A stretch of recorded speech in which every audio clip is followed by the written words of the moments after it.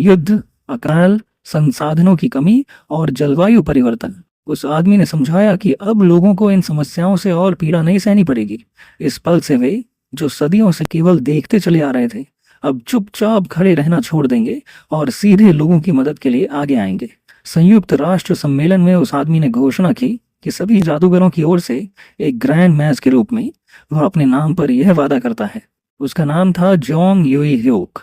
इस दुनिया में जब मानवता की अपनी गलतियां मानव जाति को विनाश की ओर धकेल रही थी, तब जादूगर प्रकट हुए और जिन समस्याओं को लोग निराशाजनक समझते थे वे जादू की तरह गायब हो गई।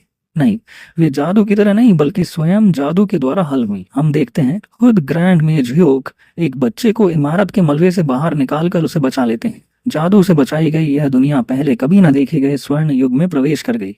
ग्रैंड मेज ह्योक, जिन्होंने जादूगरों का नेतृत्व करते हुए दुनिया को बचाया और दुनिया के साथ जादू साझा किया, इस वजह से वह धरती पर सबसे महान, सबसे सम्मानित और सबसे प्रिय व्यक्ति बन गए। फिर भी ऐसी बहुत सी समस्याएं थीं जिन्हें अभी भी जादू की जरूरत थी। यूंग ने कहा कि वह उन्हें अकेले हल नहीं कर सकता, इसलिए उसे और अधिक धर्मनिष्ठ और बुद्धिमान जादूगरों की आवश्यकता है जो उसकी मदद कर सकें।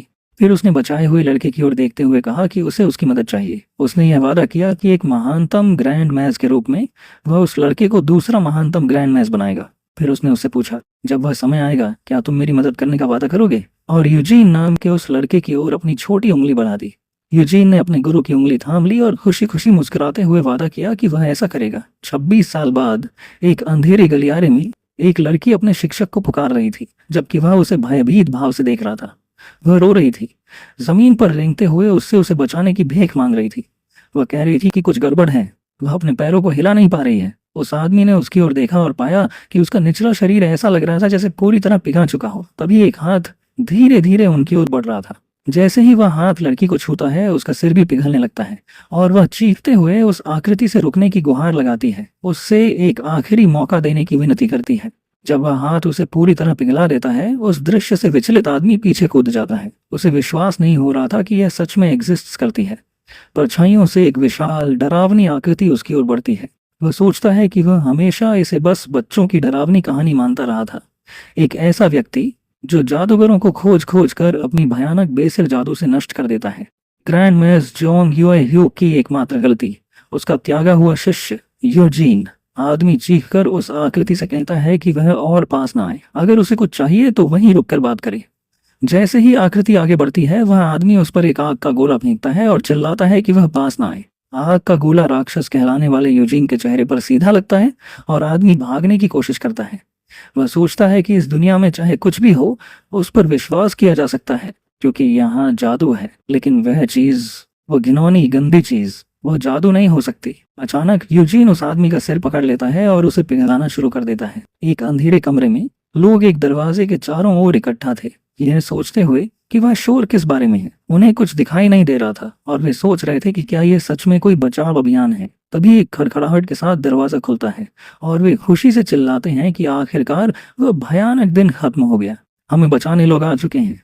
लेकिन उसी दरवाजे से यूजीन रेंगते हुए अंदर आता है और मुस्कुराकर कहता है कि उसने उन्हें ढूंढ लिया है। कुछ ही देर में एम्बुलेंस के साथ पुलिस मौके पर पहुंचती है। एक अधिकारी एक महिला को बताता है कि सभी लोग गहरे सदमे की हालत में हैं, लेकिन जिनकी किडनैपिंग हुई थी वे सभी जीवित हैं और खतरे से बाहर हैं। फिर भी इमारत के भीतर के निशानों को देखकर वे किसी भी तरह इसके आदी नहीं हो पा रहे थे। इमारत में शरीरों का एक ढेर पड़ा था, सभी आपस में पिघले हुए फिर भी जीवित। वे जानते थे कि ऐसा करने वाला केवल एक ही जादूगर हो सकता है। अचानक एक खुश मिजाज आवाज डिटेक्टिव किम सेउंग को पुकारती है। तनाव भरे चेहरे के साथ वह उस आदमी का वेलकम करती है। जैसे ही यूजीन उसके पास आता है, वह उनकी मेहनत के लिए धन्यवाद देता है, जबकि वह अब भी कुछ घसीट रहा होता है। यूजीन किम से किडनैप्ड हुए लोगों के बारे में पूछता है। वह उसे बताती है कि चिंता की कोई बात नहीं है, सभी की जान सुरक्षित है। यह सुनकर यूजीन को राहत मिलती है क्योंकि जब उसने दरवाजा खोला था तो वे सभी चीखने लगे थे और बेहोश हो गए थे। इतना अफरा तफरी मची थी कि वह यकीन ही नहीं कर पा रहा था। उसने सोचा था कि उन्हें किडनैपर द्वारा बहुत ज्यादा टॉर्चर किया गया हो, इसलिए उसने तुरंत पुलिस को बुलाया। लेकिन उसे डर था कि कहीं वे देर से न पहुंचे हों। जो चीज वह साथ लाया था उसे उठाते हुए वह समझाता है कि ये वही जादूगर थे जिन्होंने बेघर लोगों और घर से भागे युवाओं की किडनैपिंग करके उन्हें बंद कर रखा था और उनसे जबरदस्ती जादुई सामग्री बनवाते थे। यूजीन को यकीन नहीं होता कि जो लोग खुद को जादूगर कहते हैं वे ऐसा कर सकते हैं। वह कहता है कि इन किडनैपर्स ने उन लोगों को कितना ज्यादा टॉर्चर किया होगा जो इतने पैनिक कर रहे हैं, लेकिन यूजीन को यह नहीं पता होता कि किडनैप्ड लोग उसकी वजह से उतना पैनिक कर रहे हैं। वही किडनैपर्स आपस में पिघले हुए थे। वे माफी मांगते हुए यूजीन से जादू हटाने की भीख मांग रहे थे। यूजीन उन्हें चिंता न करने को कहता है। एक रात की नींद के बाद वे सामान्य हो जाएंगे और उन्हें अपने किए पर विचार करने को कहता है। फिर वह उन सभी को दबाकर एक छोटी सी गेंद बना देता है और उसे एक अधिकारी को सौंपते हुए कहता है कि इस तरह उन्हें ले जाना आसान होगा। मेज यूजीन, उसका रूप और उसका जादू दोनों ही असहज और डरावने थे, लेकिन वह दयालु और जिज्ञासु था। ये सब बहुत भारी लगता था। उसने उनके लिए जितनी मदद की थी, ये सोचकर किम को एहसास हुआ कि लोगों को उनके रूप से नहीं परखना चाहिए। झुककर वह यूजीन का धन्यवाद करती है। यूजीन उससे कहता है कि सिर झुकाने की कोई जरूरत नहीं है, क्योंकि जब कोई जादूगर समस्या पैदा करता है तो उसे ठीक करना किसी दूसरे जादूगर का ही काम होता है। वह कहता है कि अगर उसे कभी किसी चीज की जरूरत हो तो बस उसे बता देना। किम ये सोच रही थी कि उसका चेहरा इतना भयानक है कि कोई भी इसे ही गलत मानेगा। तभी यूजीन उसे बताता है कि इन दिनों देश भर में घूमने वाले एक सीरियल किलर की अफवाहें हैं। लोग डरे हुए हैं, इसलिए वे जितना हो सके उतनी निगरानी रख रहे हैं। लोग कहते हैं कि उसका चेहरा इतना भयानक है कि देखने वाले वहीं बेहोश हो जाएं, और वह लोगों को इस कदर काट डालता है कि पहचानना मुश्किल हो जाता है। वे कहते हैं कि निर्दोष लोग शिकार बनने से पहले उसे रोकना जरूरी है, और यूजीन किम से कहता है कि अगर कोई सुराग मिले तो उसे तुरंत बताना। किम ये सोच रही थी कि क्या उसे ये बताना चाहिए कि ये अफवाहें उसी के बारे में है। तभी यूजीन को हैरानी होती है कि कितना समय बीत चुका है। किम उससे पूछती है कि क्या उसकी कोई योजना है। यूजीन बताता है कि वह काम शुरू करने जा रहा है जिसकी तैयारी वह कर रहा था, और कहता है कि उसे किम को भी एक चीज देनी चाहिए। अपनी जेब में हाथ डालते हुए वह उसे एक पर्चा थमाता है और कहता है कि इसे जितना हो सके उतना फैलाना। यह कहकर वह विदा लेता है और हाथ हिलाते हुए चला जाता है।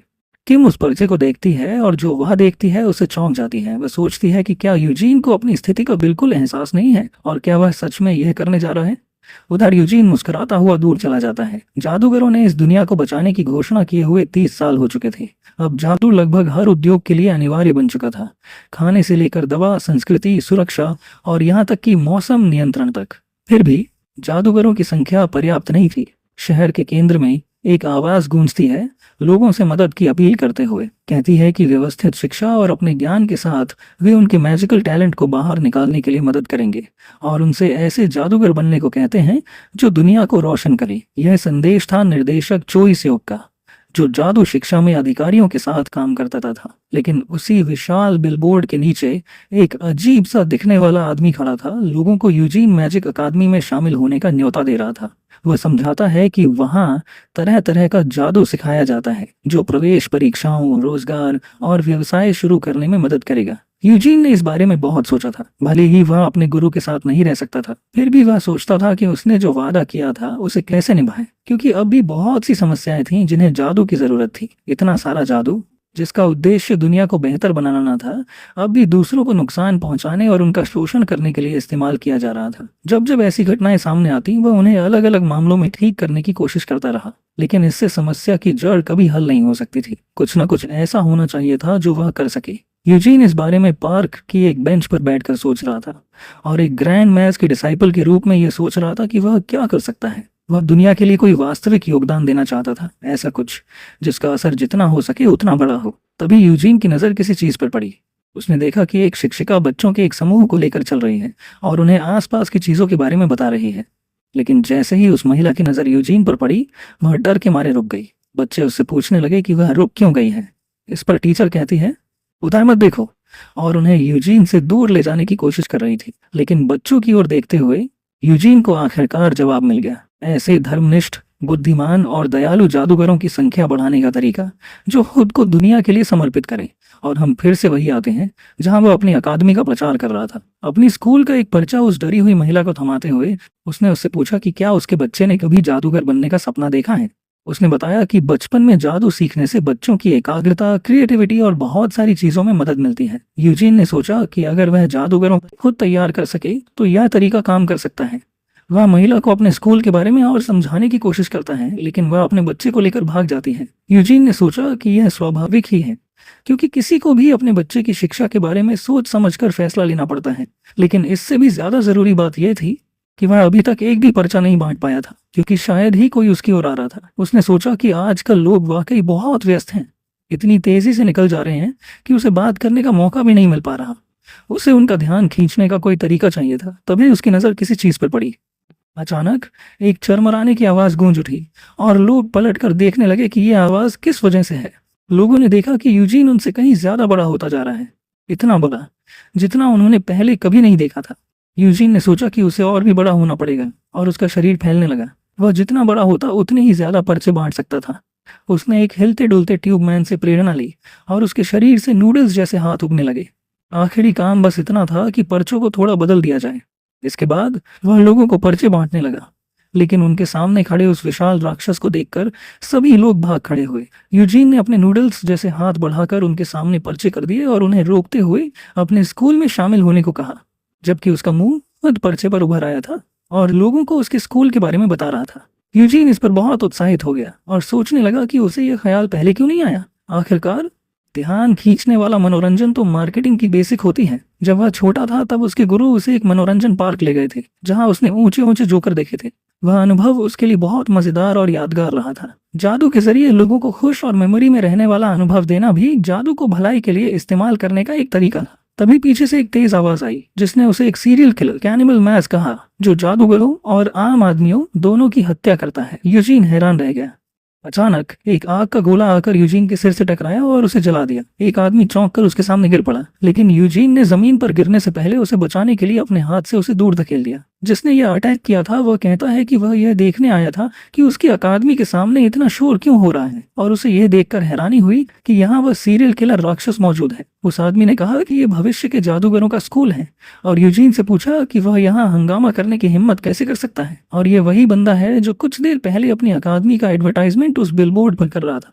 लोग ये देखकर चकित रह गए कि प्राइम अकादमी का निदेशक चोई सेओक यहाँ मौजूद है। उन्होंने कहा कि वह एक अनुभवी बैटल मैज है, इसलिए अब सब निश्चिंत रह सकते हैं। लोग चोई की तारीफ करने लगे और चोई ने सोचा कि यह अपनी एकेडमी के एडवर्टाइजमेंट के लिए अच्छा मौका है। उसे लगा कि शायद उसे थोड़ा और इंतजार करना चाहिए था, क्योंकि उसे नहीं लगा था कि एक साधारण एक्सप्लोजन मैजिक यूजीन का सिर पूरी तरह उड़ा देगा। लोगों पर छाप छोड़ने के लिए उसे और ध्यान खींचने वाले जादू का इस्तेमाल करना चाहिए था। लेकिन तभी भीड़ उलझन में पड़ गई। ऊपर से एक आवाज आई जिसने चोई से कहा कि शहर में इस तरह जादू का इस्तेमाल करना खतरनाक है, और ये सौभाग्य की बात है कि सिर्फ वही उसके चपेट में आया। अपने सामने किसी बड़े इंसान को देखकर चोई पीछे कूद गया और उसने देखा कि यूजीन अब उसके सामने खड़ा है, लेकिन उसने साफ देखा था कि उसकी खोपड़ी फट गई थी। फिर भी वह बिल्कुल ठीक खड़ा था, और वह आगे कुछ करता उससे पहले ही यूजीन उसका चेहरा दबोच लेता है। यूजीन उससे कहता है, तो तुम वही हो सीरियल किलर जो निर्दोष लोगों को अपने जादू से नुकसान पहुंचा रहा था। उसने कहा कि जब तक उसने उसका चेहरा देखा नहीं था तब तक उसे यकीन नहीं हुआ था, लेकिन लोगों को चीखते चिल्लाते और सीरियल किलर आ गया है कहते हुए भागते देख मुझे यकीन हो गया। वहीं वहां खड़े सारे लोग यूजीन की बात सुनकर हैरान रहते हैं। वे लोग मन में सोच रहे होते हैं, तुम खुद ही मॉन्स्टर हो और दूसरे को मॉन्स्टर कह रहे हो। यूजीन ने आगे चोई से कहा, लेकिन सबसे बड़ा कारण जिससे मैं तुम्हें माफ नहीं कर सकता वह यह है कि कोई भी समझदार व्यक्ति बिना किसी कारण के जादू से किसी का भी सिर नहीं उड़ाएगा। किसी और इंसान के साथ इतना बड़ा भयानक काम सिर्फ एक हत्यारा ही कर सकता है। जो इंसान सामान्य है वह कभी भी इतनी बुरी तरीके से अपने जादू का इस्तेमाल इंसान पर करने का सोच भी नहीं सकता। उसने चोई का सिर पिघलाना शुरू कर दिया और कहा कि जादू का स्टडी सिर्फ इस क्रूरता के लिए करना माफ करने योग्य नहीं है, और जब तुम इसके बारे में आत्मचिंतन करोगे तो तुम अपने आप नॉर्मल हो जाओगे। वह चोई से यह भी कहता है कि तुम्हारे लिए मैंने डिटेक्टिव किम को बुला लिया है। फिर लोगों से कहता है, अब आप सब सुरक्षित हैं, क्योंकि चोई जमीन पर पड़ा था। उसका ऊपरी शरीर पिघला हुआ और पैर अब भी कांप रहे थे। फिर खुद से कहता है, अब समय है अपनी अकादमी का प्रचार फिर से शुरू करने का। लेकिन यूजीन हैरान रह गया, क्योंकि आसपास कोई भी नहीं था।